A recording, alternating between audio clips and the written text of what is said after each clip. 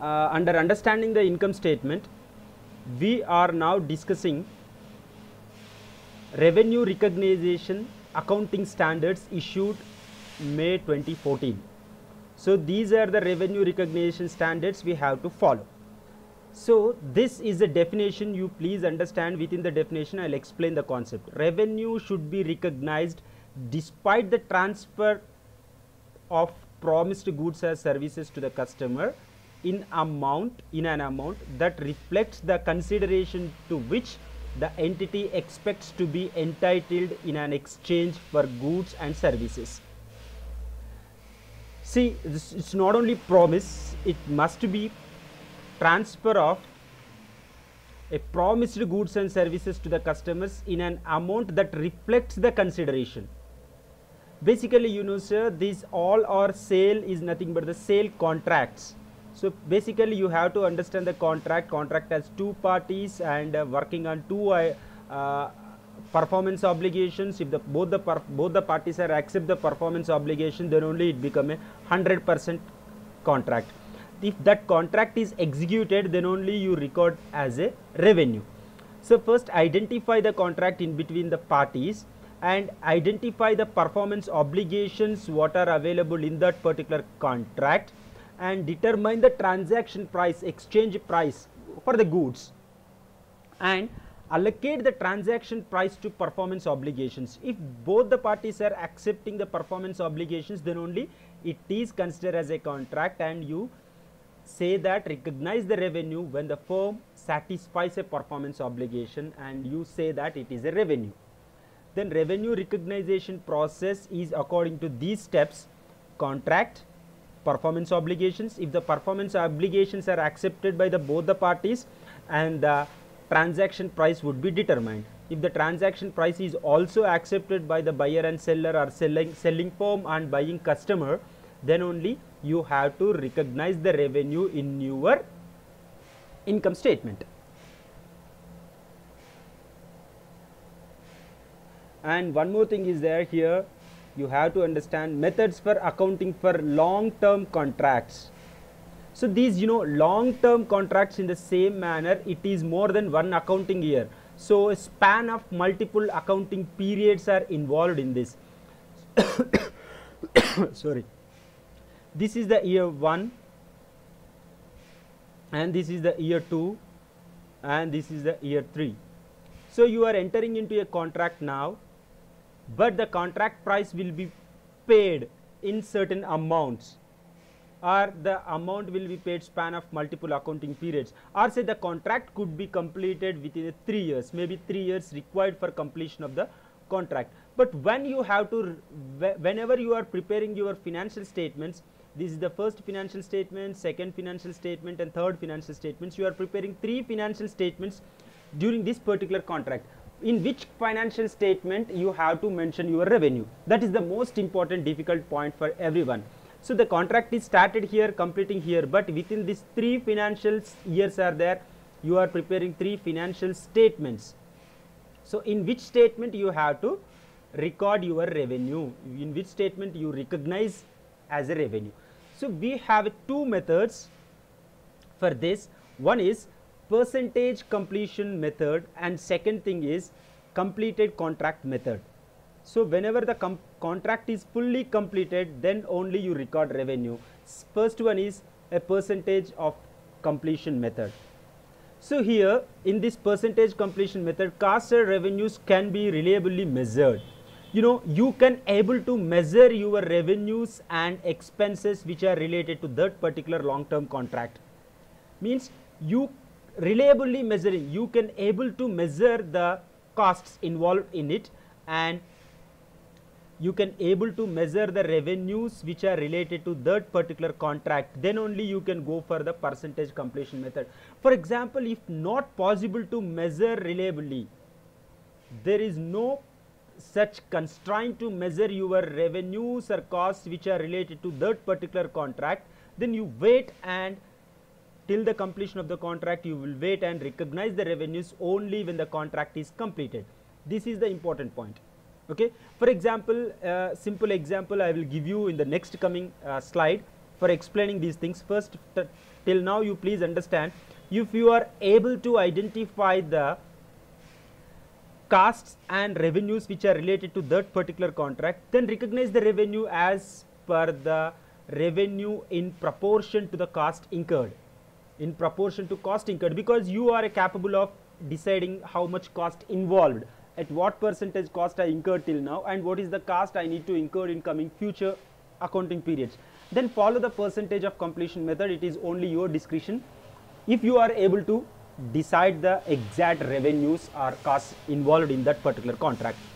If you are not capable of deciding the revenues or costs measured which are related to that particular contract, then wait and recognize revenues when the contract is completed. And here IFRS and US GAAP are saying differently. See this, IFRS recognize revenues to the extent of the contract costs, to the extent of contract cost, and US GAAP recognize revenue when the project is completed. You understand? So it is saying that percentage method, it is saying that completed method, okay, completed contract method. Please understand, IFRS only recognize revenues to the extent of costs incurred. So 90% of the cost incurred in this year, so you recognize the 90% of the revenue or 30% of cost incurred in this particular year, period 1. For example, 30% of the cost incurred here, then you recognize the revenue only 30% which are related to this. You incurred 30% here, so total 60% are completed till now. So in this year 30% of cost you incurred, then recognize. In this year 30, 30, 40, now 100% of the cost incurred. In this particular year you incurred 40% of cost, recognize the revenue 40%, 30% revenue, 30% revenue and 40% revenue, because based on the cost. It is given by IFRS. And when come to US GAAP, it don't bother about how you are estimating and all these things. Recognize revenue when the project is completed. If completed, then recognize the revenue. If not completed, then there is no need to, there is not possible to recognize the revenues.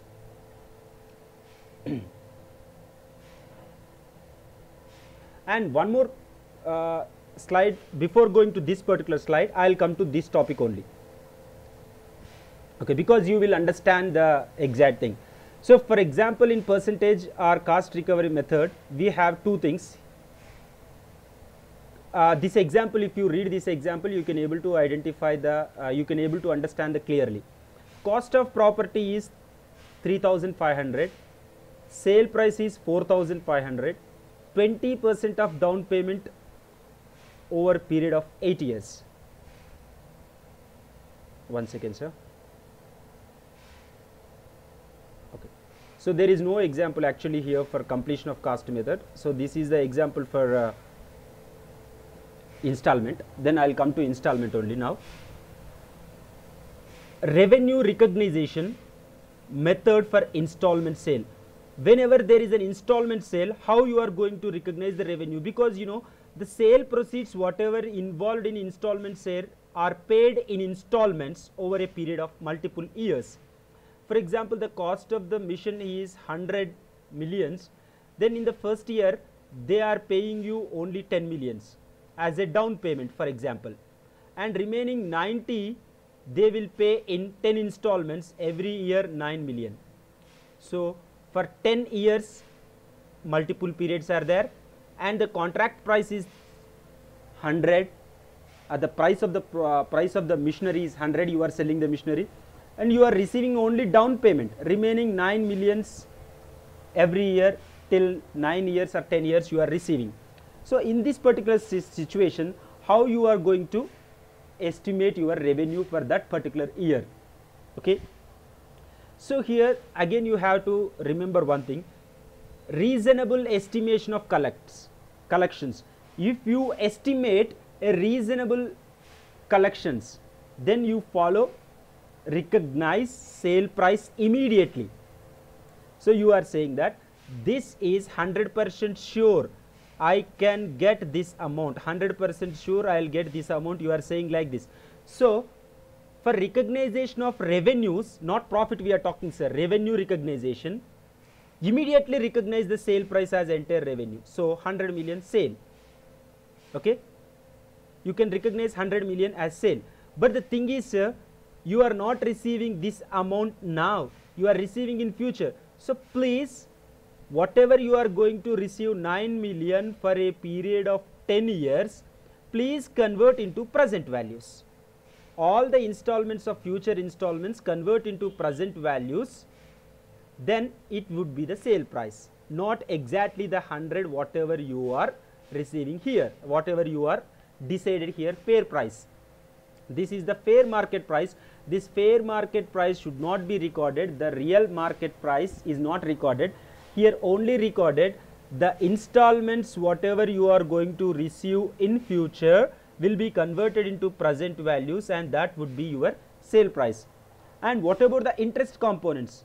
And interest components over a period of time, immediately record the sale price, this amount, and installments components over a period of time you have to record. Then convert into present values, simply recognize the revenue, okay, in installment purchase system.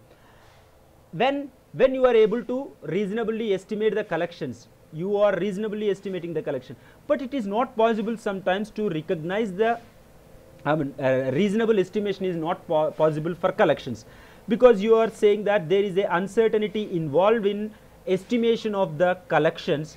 Then they have given a formula, profit is equal to, you are recognizing here profit, not revenues, profit is equal to cash into expected profits as a percentage of sale, cash into expected profit as a percent of sale, or cost recovery method, cost recovery method. These will be understandable if I go to the next slide doing a problem.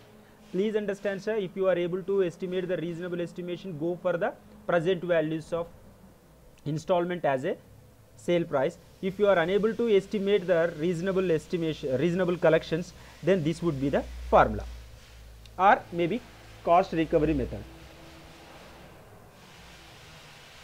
Okay, when come to this problem, cost of property 3,500, this is only cost you incurred for making this particular property or this particular capital mission, and the selling price in the market is you are selling at 4,500, and the buyer is paying you 20% down payment, remaining over a period of 8 years he will pay. Okay, then how much profit should be recognized attributed to the down payment, how much profit would be recorded? So very simple, installment method, you know, that is selling price 35 minus selling price 45 minus cost price is 3, then 1000 is the profit, net profit, means you are not taking entire profit now, but it is a percentage of profit is 22% of profit. Got my point, sir? Because 20% of down payment you are receiving, right? 20% of down payment, that is 20% of 4,500 is 90, so 900, and percentage of profit is how much percentage of profit you are receiving. So you are receiving a profit of 1000 by selling this particular mission, divided by 4,500 is your cost price, the percentage of profit will be 22.22% you are receiving, and 20% down payment you are receiving. So this would be 900 you are receiving. In this 900, profit included is only 22.22%, that will be 200. Only profit recognized, because you are unable to estimate the collections properly, because the collections are uncertain. Okay, the revenue will be recognized, the profit will be recognized only 200. And when come to cost recovery method, the cost recovery method revenue recognized is 0, because you are receiving how much, sir? 20% of 4,500 you are receiving is only 900. What about the cost? Your cost is 3,500. You are not yet recovered even a 0 paisa after over and above the cost. So the cost is not yet recovered. The revenue recognized in this particular financial year would be 0. Hope you understand. Okay, if you have any doubts, please ask me. Hello. Yes, sir. You know, you talk about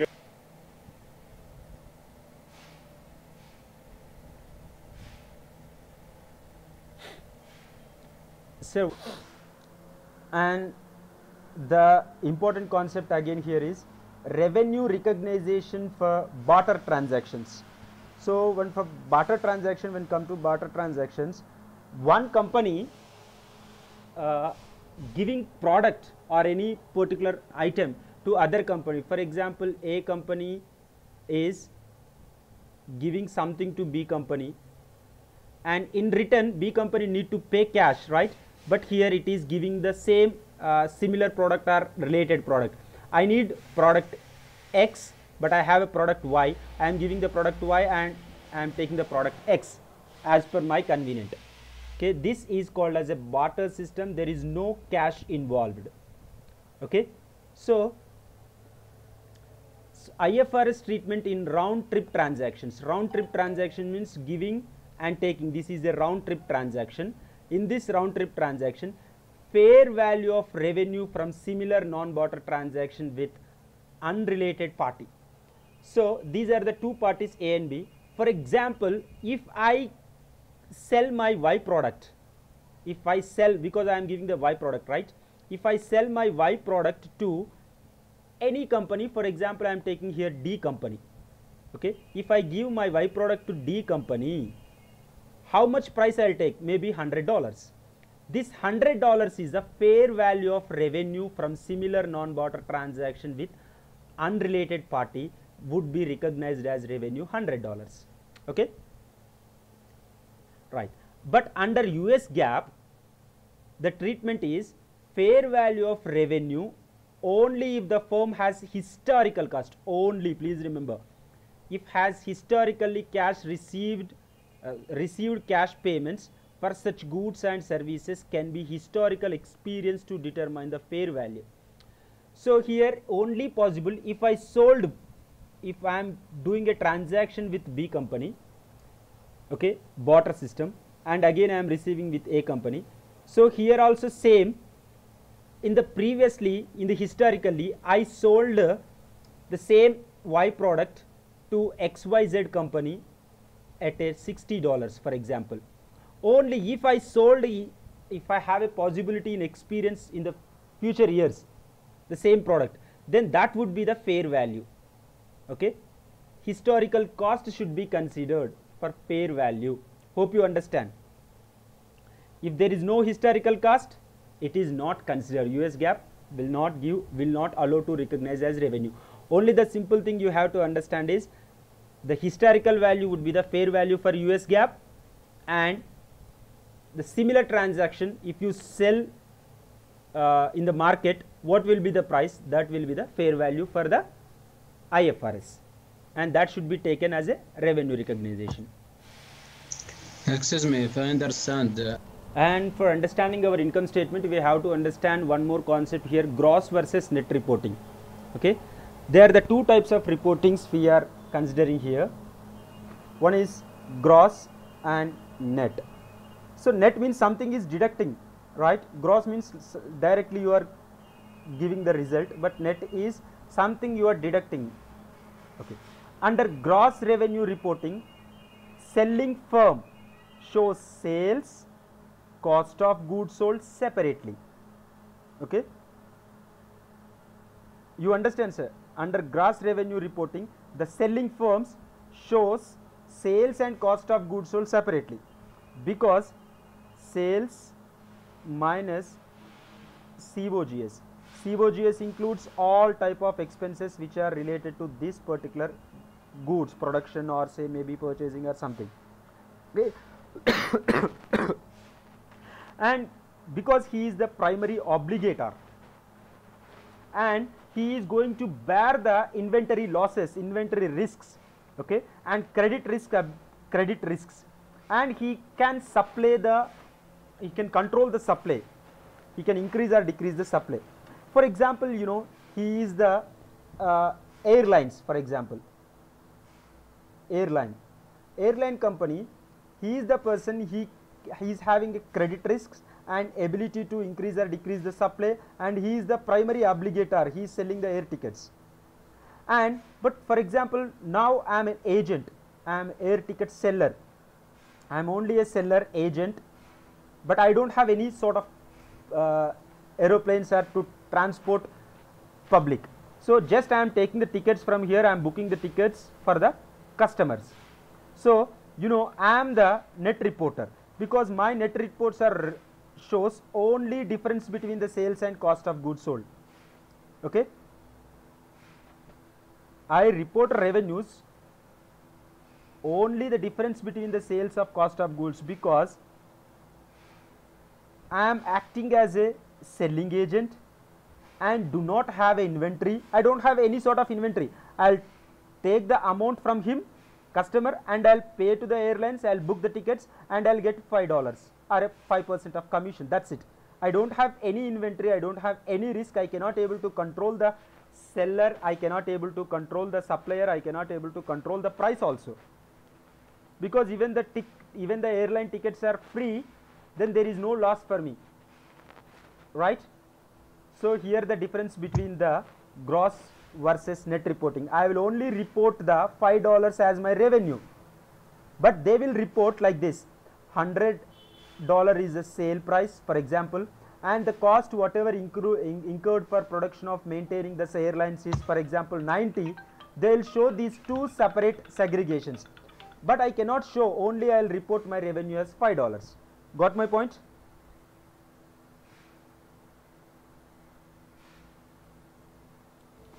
So now we have to understand the implication for financial analysis. You know, here single firm can use different revenue recognition policies for different business. A single firm is there, it is doing three or different businesses. Then it is can use different revenue recognition policies also. So single firm, different businesses, and different revenue recognition methods can be used. Understand, sir? This is because, you know, sir, it is depends upon the company's opinion, and if the company is want to maintain his revenues are higher, for example, aggressive, if they want to show their revenues are much higher, much bigger than other companies, they can follow any method. Which method giving their more profits, then they will go for that particular method. If some companies they want to show their revenues are very little, and they will go for that particular method, because revenue recognition method, when come to, you know, this percentage completion method, for example, in percentage completion method you are recognizing 30% in first year, 30% in second year, 40% in third year, right? These are a percentage completion method revenue recognition. When come to cost recovery method, 0 profit in the first year, 0 profit in the second year, and profit will be 100% revenues recognized in the third year. If the company is going for this, the revenues are like this. If the company is going for this method, revenues are like this. So it is depending upon the company opinion whether they are going to follow the cost recovery method or revenue or percentage completion method. It is depends upon them. If they are able to, but the thing is, if they are able to recognize their proper revenues collections, as per that they will follow. Okay.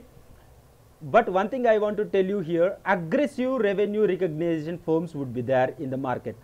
Aggressive revenue recognition method will inflate the current period earnings.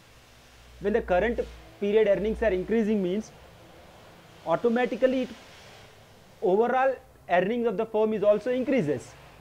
When you are recognizing the revenues much higher as per one method, and automatically the overall earnings also increases. When the overall earnings are increases, EPS of the company is also increases. We will learn this later. And equity of the company is also increases, right? And the market price of the share is also increases. When all these happens, you know, it is ultimately affecting on our ratios also. There is a relation. Okay, I'll come to that point later. I already mentioned here this percentage completion method more aggressive than the completed contract method. I already explained. And the installment method is more aggressive than cost recovery method. In the previous example, we recovered the revenues, according to the percentage completion method, we recognize revenues 200. According to the cost recovery method, we recognize revenues 0. Like that, it is depends upon the company opinion. If the company is going more aggressive, then they go for the installment method, and if the company is less aggressive or not aggressive, and it go for the cost recovery method. It is depends upon the company's decision. After completion of the income or revenue recognitions, and we have to understand most important topic is expense recovered. So expenses recognition. Under expenses recognition, we have to follow the matching principle. So matching principle is saying that in a particular period of time, whatever the revenues are generated will be matched with the expenses, because these revenues are generated only because of this expenses. So matching principle requires that firms match revenues recognized in a period with expenses required to generate them. What are the expenses you incur to generate that particular revenue will be matched. Then only you can able to say the exact profit which for particular period. So matching principle is very important in our financial analysis part. Expenses which are incurred, please understand sir, this logical point I am giving you now. Expenses which are incurred are generating the revenue in the future period will not be recognized as expenses. Expenses incurred are generating the future revenues. This will be it will not be recognized as the expenses at all, because those are related to the future revenues. Those will be matched with the future revenues with future expenses. Okay, right. Expenses are decreases in economic benefit during the accounting period, form of outflow. Okay, because these are expenses are the outflow, you know that, then automatically expenses reduces the economic benefit of the company. Okay, and the future economic benefit will be generated, it's sure, and maybe those assets are used in the business for the production of goods and services. So we can also say that there is a depletion of the asset, okay, or incurring of liability that results decreasing in equity. You know, because of depreciation, the value of the asset is decreases. When the value of the asset decreases, the equity is also going to be decreases. That they want to explain us. Okay, these are the expenses matching principles and expenses relation. And when come to the period cost, you know, in the particular period, this particular period to this particular period, it is not based on the activity, it is based on the period. So 0 year to 1 year, 1 year we paid a rent payment. This rental payment is depending upon the period. If you use this building for 9 months, only 9 months rent will be calculated. So only 9 month rent will be expensed. So reflect the period when the expenses incurred. Example, rent.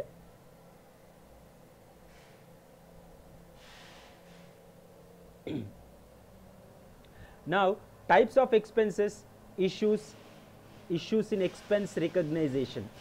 So we have a different type of expenses. We are going to understand the issues in expense recognition. You know sir, depreciation is, most of the people think that depreciation is a loss in asset, but it is expense. Purely it is expense because we expensed this for revenue generation.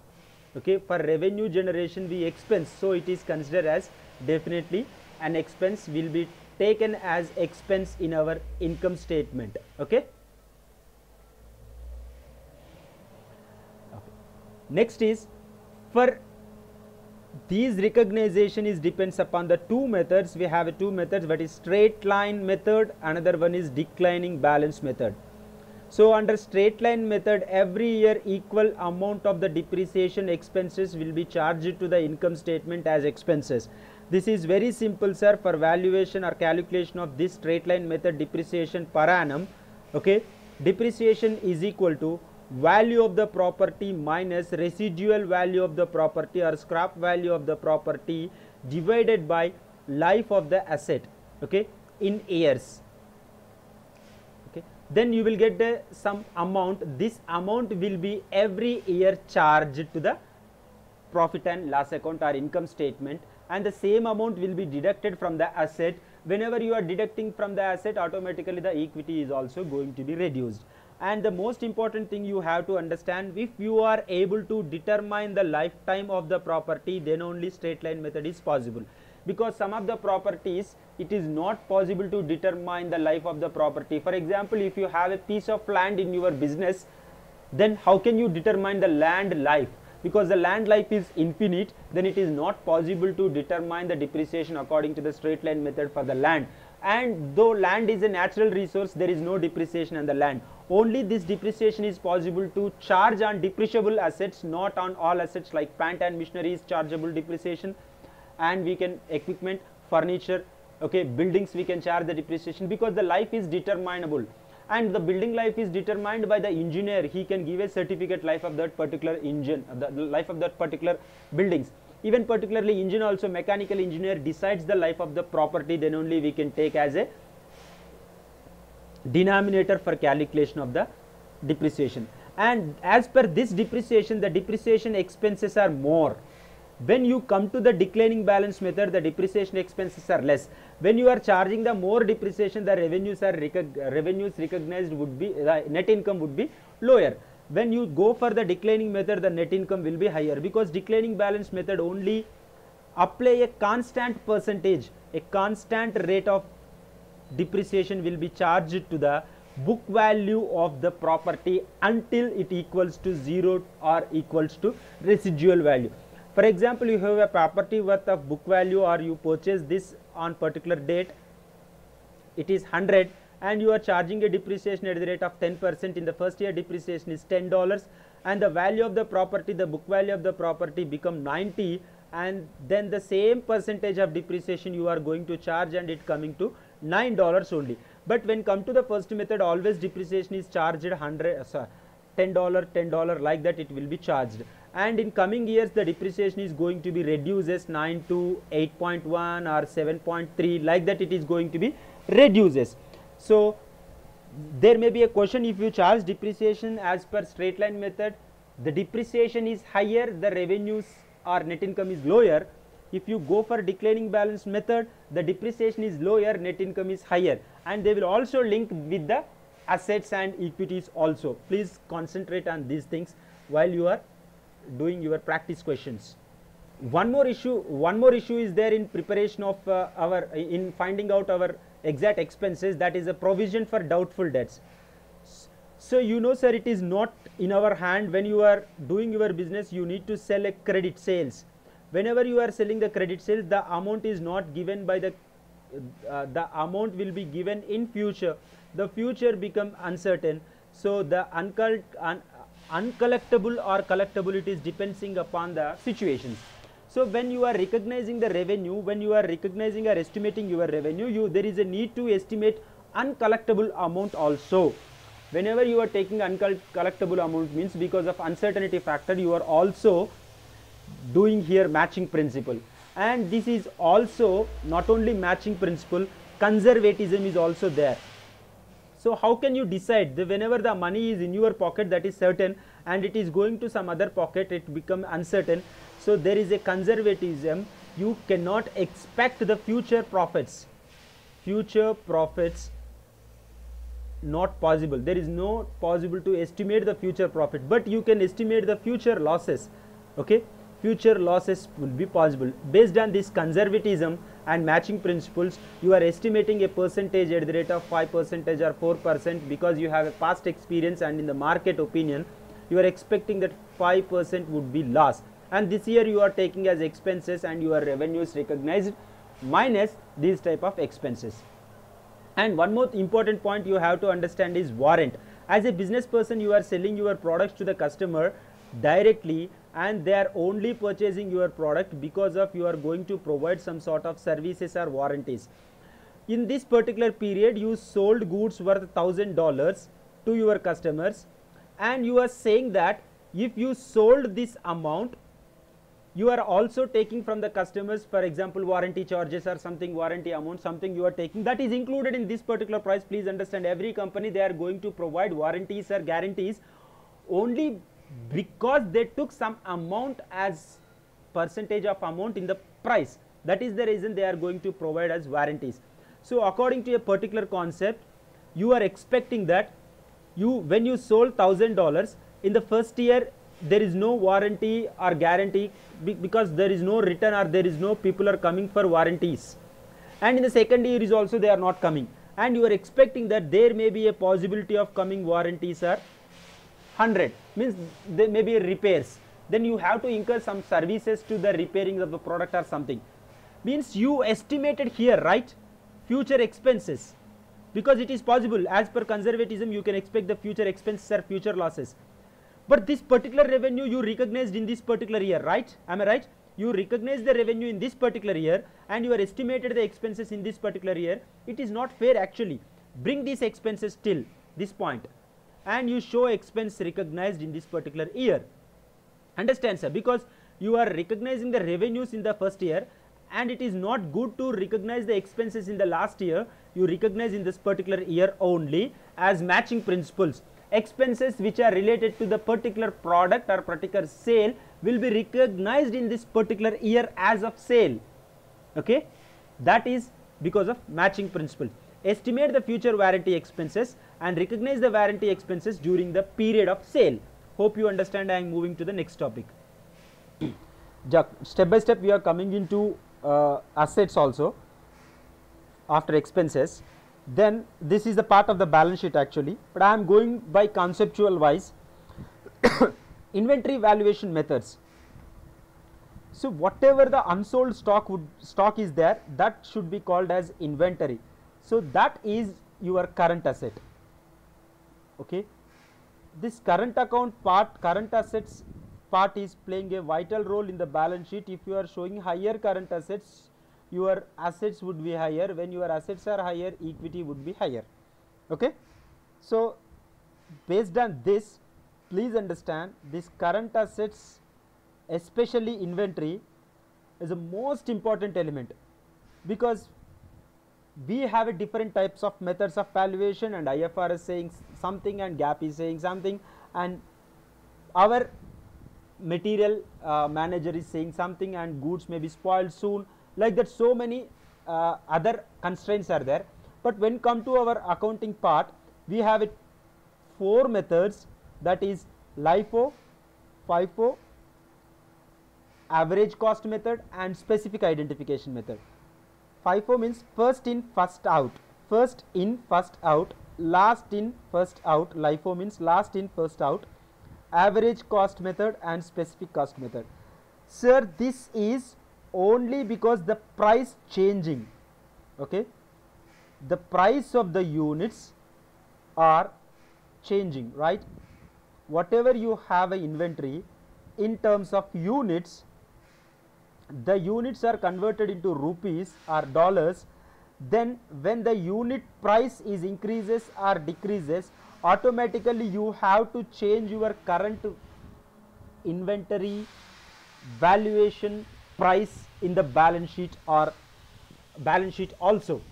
Okay, see, inventory reflects, these FIFO inventory reflects cost of most recent purchases. Okay, and cost of goods sold reflects cost of oldest purchase. Hope you don't understand this. I will come to with a classic example here for better understanding. Okay, if you understand this concept, see, the price of the units $9, $10, $12, like that is there. So the price of the units are increasing. So you purchased first this, right, and you are selling or you are maintaining inventory, it is depend. So you are maintaining inventory. Okay, this is your inventory, and you are also having inventory $10 and you are also having inventories with $12 price. These are the 3 groups of inventories you are having. Whenever first in first out comes, this is the first in your business, a particular date I am talking. This first came to your business and later this came and later this item came.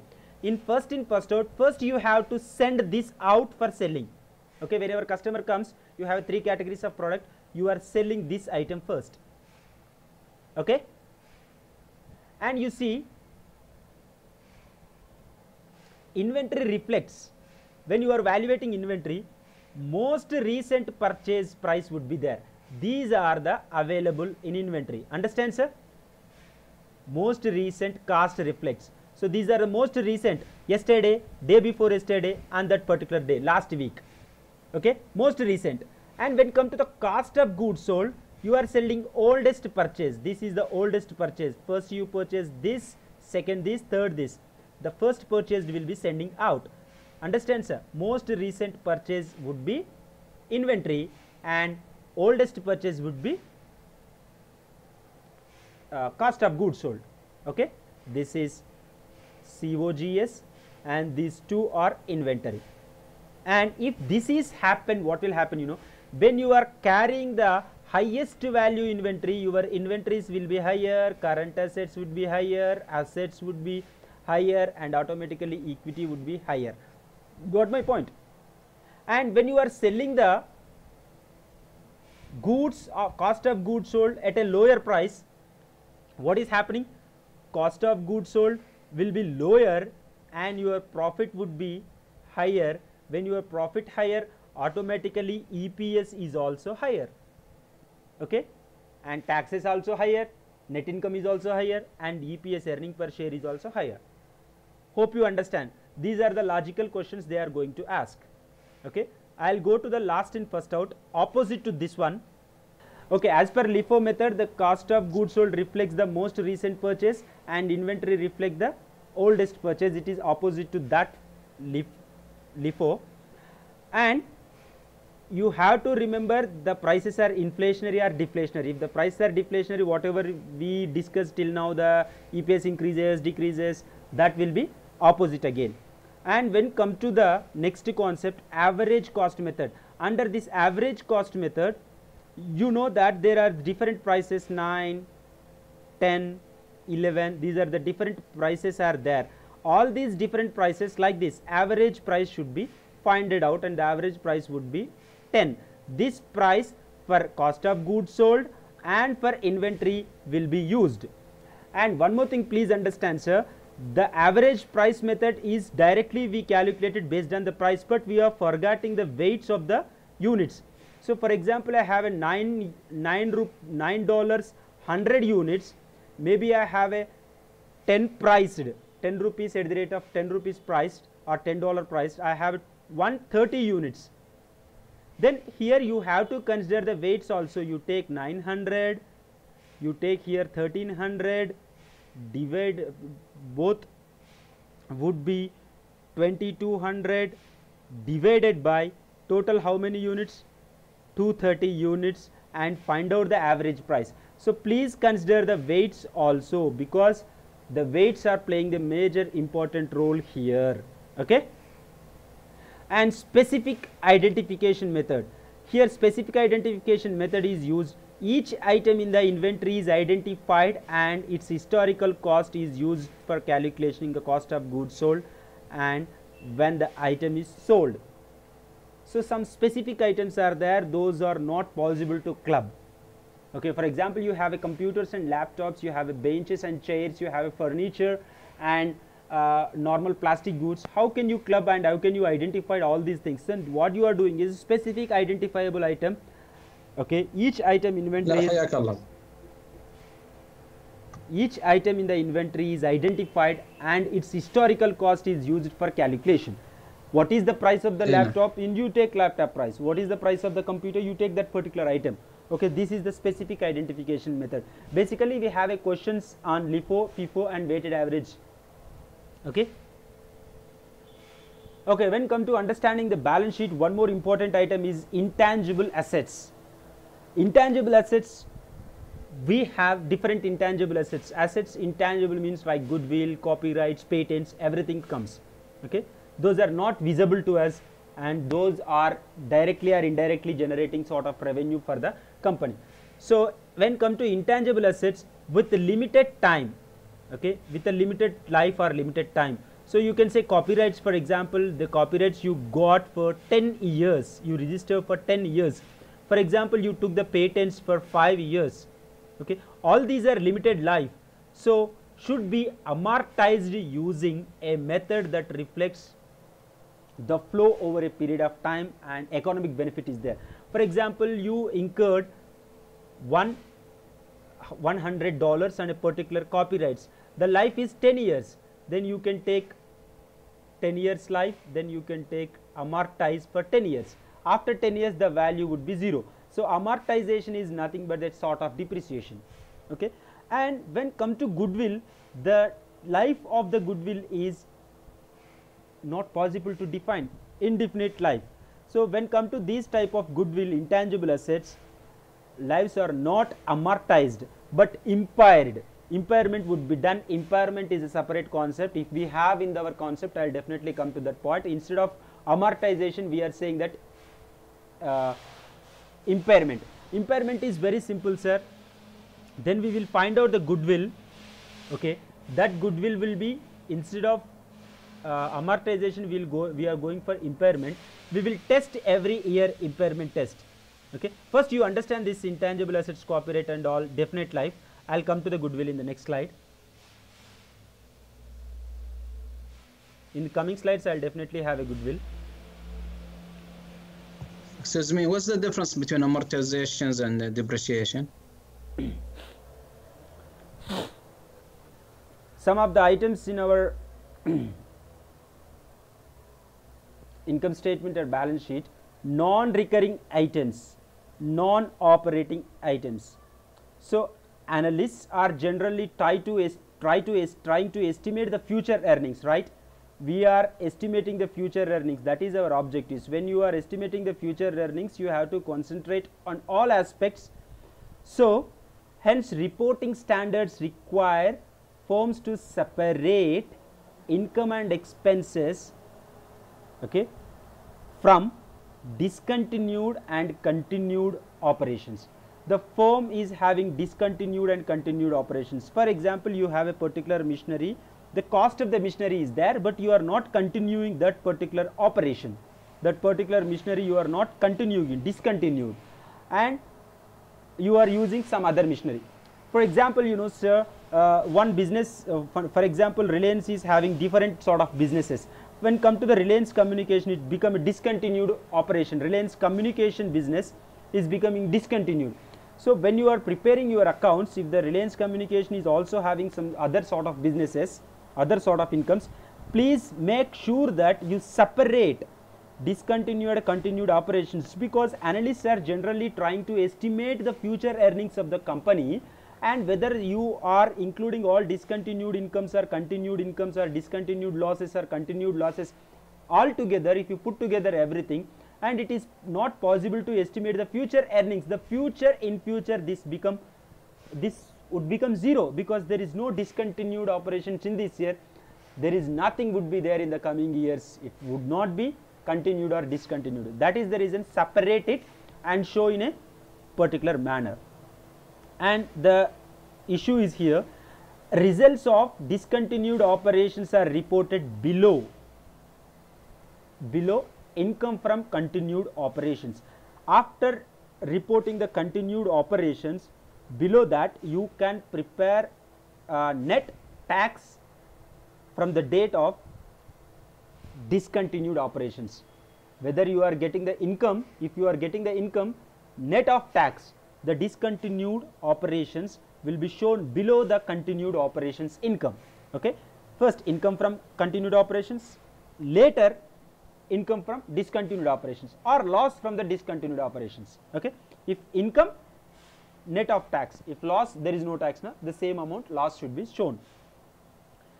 The results are segregated. You know, aggregated we learned in the concept while learning the matching principles, continuous consistency and everything. You also aggregated, you learn. Here segregated.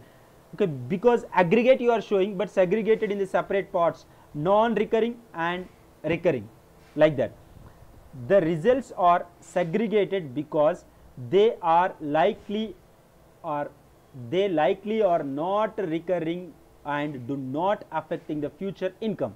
So discontinued operations are non-recurring. They are not going to produce any income in future. Recurring means every year you are receiving $100 is the recurring, you have a possibility to get. Non-recurring means You don't get. Only one time you are getting the loss or one time you are getting the profit, that is from discontinued operations. So you have to show in the both things, because the discontinued operations cannot increase your future earnings, because basically the analysts are generally trying to estimate the future earnings. That is the reason this segregation is required. Okay. The balance sheet or income statement includes some unusual or infrequent items. These are infrequent, they will not happen every time, every financial year. So are reported before tax. Please understand here, before tax income from continuing operations. Okay, this unusual infrequent items are reported before tax above the income from continuing operations. So those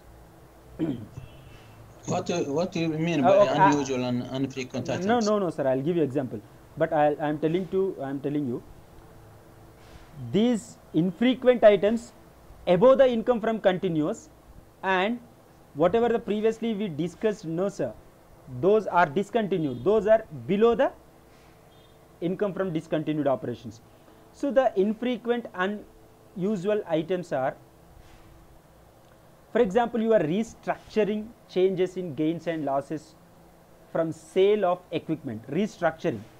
Okay, for example, you already sold, okay, then you are getting the profit, and when go back to the future years, this become the current year. Now you are, for example, you sold the machinery in 2017, now in the year 2019, for example, you are restructuring your balance sheet. Understand sir, you are restructuring your balance sheet of 2007, 2018 and 2019 this year, for this year. When you are restructuring, this gain become loss, sometimes the loss become gain, or the price, the loss may be reduces or gain may be increases. That may be happen, right? These are the you're talking about restating things in the following year, and you change your accounting method or yes whatever. Correct. Okay, clear. Old things are changing, but every year you don't do that, right? Only once, maybe you will do 2 or 3 times in a lifetime of the entire business. Restructuring debt, restructuring values of assets, like that some terminology would be there. These items highlighted, but still. Yeah, but why we need to report it before tax? Yeah, yes. Any reason we highlight it before tax? Because it will be subject to tax, isn't it? No, that you are not understanding. No, what I'm saying, the unusual and frequent from the changes, but you said should be reported before tax. Any reason why we report? No, definitely before tax. Definitely you are going to be taxable in this particular year, right? Before tax you are taking here, and after that when you are coming to the net income, this current year tax would be charged, right? Because the previous year, the 2017 cost, the 2017 tax rate is maybe 30%, and 2019 tax rate may be 40%. So definitely this tax would be applicable, double taxation would be effect should be removed. Understand?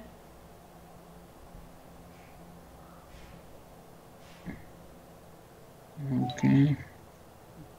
Because before tax you're So basically, next is extraordinary items are reported below income from continued operations net of tax under US GAAP, but not allowed under IFRS. The extraordinary items are, I'll give you example later. These extraordinary items will not be allowed as per IFRS, but those are allowed as per US GAAP, and those will be recorded income from below the income from continuing operations. Okay, because these extraordinary items are not expected to continue in future. Non-operating items, in every financial statement, those are some non-operating are typically reported separately from operated income. So non-operating income and operating income both are different. So non-operating items also reported in the financial statement, but separately from operating income. because they are material or relevant to understanding of the company's financial performance. Non-operating incomes are also required to understand the company's financial performance, but operating income is very simple, sir. You are operating a business like a manufacturing business. You are manufacturing goods and services. So actually, what is your operation, sir? Manufacturing these goods and selling to retailers, or say, you know, retailers, or say dealers, or some other parties. You are selling whatever production cost incurred 90 and you are selling for 100 and the profit would be 10. But you know, instead of this, you invested somewhere. You have investments. These investments giving you 20 profit, but your operations are giving you 10 profit only. So double profit you are getting from investments. Actually your business is this income is operating income and this income is non-operating income. Okay, you have to show separately to understand the company's financial position. If you club together 30, the people feel that this is entirely from the operating income. So you cannot show like this. This reveals the company's performance clearly if you show separately. Understand?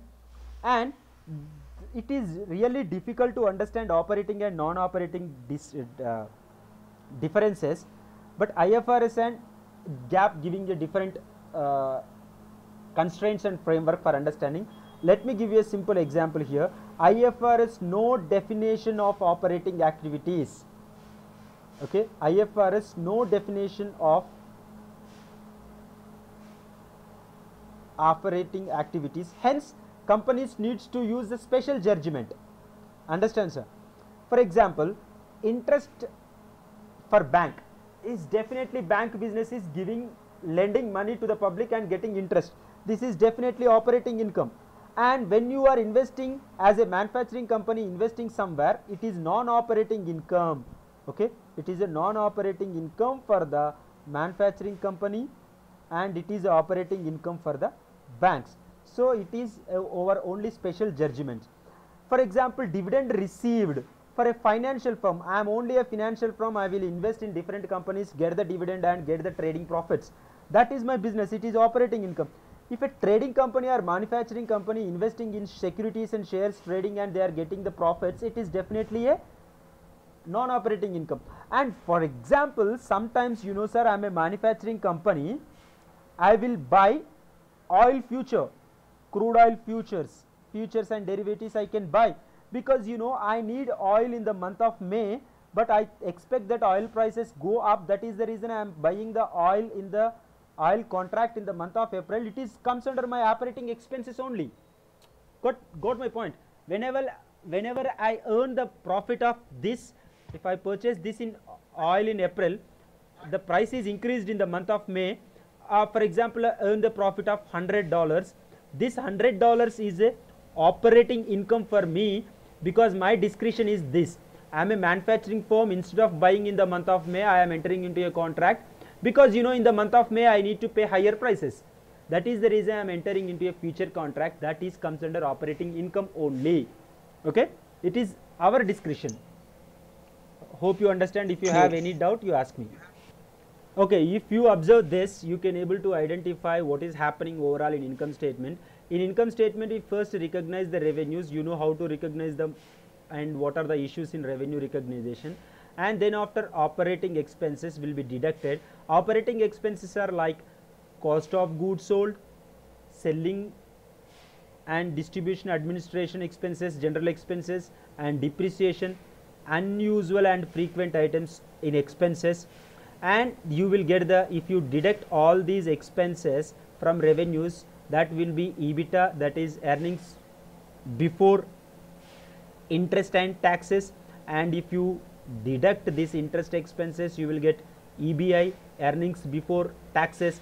And if you deduct the taxes, you will get net income from continuing operations. Please understand, these are our operations, continuing operations, income from continuing operations. After income from continuing operations, you have to show earnings or losses from discontinued operations.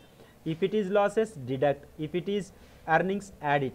Like that, take, and then only you can come to the final net earnings or net income available to shareholders divided by average number of shares. You will get EPS also. Hope you understand entire big picture how we arrived this point. Okay, the most important point you have to remember as a financial analyst, changes in accounting policies, because you know when the changes in the different things, automatically the accounting policies are also going to be changed. One second, sir. Whenever the accounting policies are changing in the company, means maybe because of, or most of the times because of, accounting standards are changed. The compliance authorities are changing some accounting standards. Based on that, we are changing our accounting policies, or we can take a management decision, or we are properly not going with these accounting policies. We have to change the accounting policies. Like that, we are changing. Okay, but most of the times change in accounting standards only happen. Change in accounting standards, change in accounting methods applied. Whatever the you are following one method, but there is a need to change that method because of the accounting standards are changed. Okay, and corrections of accounting errors require retrospective restatement of all prior period financial statement. So retrospective, prospective. For example, sir, if the accounting standard is changed, when the accounting standard is changed, there is a need to change previous year balance sheets also. This is the current year 2019.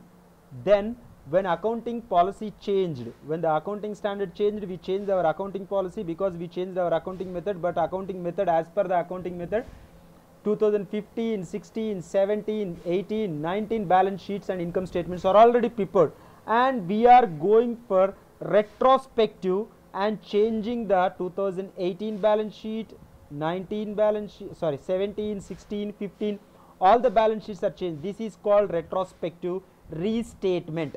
Okay, all prior years. And if you are changing the accounting policy now, and whenever it is going to be changed in future, whenever it is going to be changed in future, that is called prospectively. Okay, a change in an accounting estimates, however, it is applied prospectively to the subsequent periods. Okay, hope you understand. Right. And how many years you have to go? Changes in accounting principles, like you are changing from LIFO to FIFO, is retrospective application. Okay, and changes in accounting estimates, change in useful life of depreciation of the asset, it is prospective. Got my point, sir? Because the asset you purchased 2010, you are following the fixed installment method, that is you are taking the 20 years life, then the depreciation is for 20 years. So the depreciation you are charging since now 2019 till 2019 will be